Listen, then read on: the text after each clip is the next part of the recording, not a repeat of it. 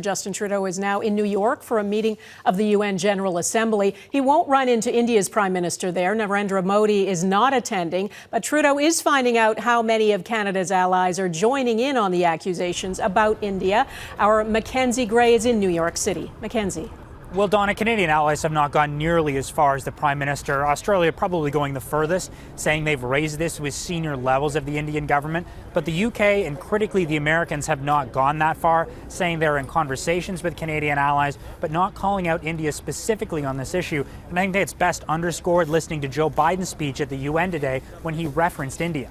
In the Indo-Pacific, we've elevated our Quad partnership with India, Japan, and Australia to deliver concrete progress for the people of the region on everything from vaccines to maritime security. Strong partnerships like Biden mentioned is something that Canada was attempting to push with India before as a part of their Indo-Pacific strategy. But Donna, after yesterday's bombshell that Justin Trudeau dropped, it's unlikely that will happen. And Mackenzie, can we expect that this issue will be raised further while world leaders are meeting at the UN?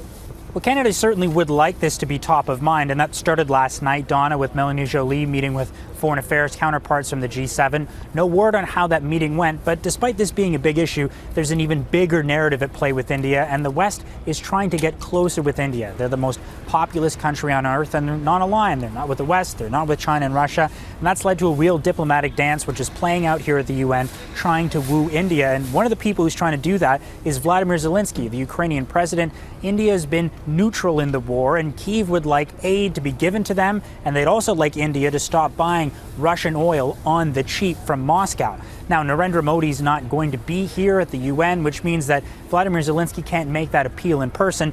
It also means that Justin Trudeau can't be criticized any further or have any awkward moments like we saw at the G20 with Mr. Modi here in New York. All right, Mackenzie Gray at the UN in New York. Thanks.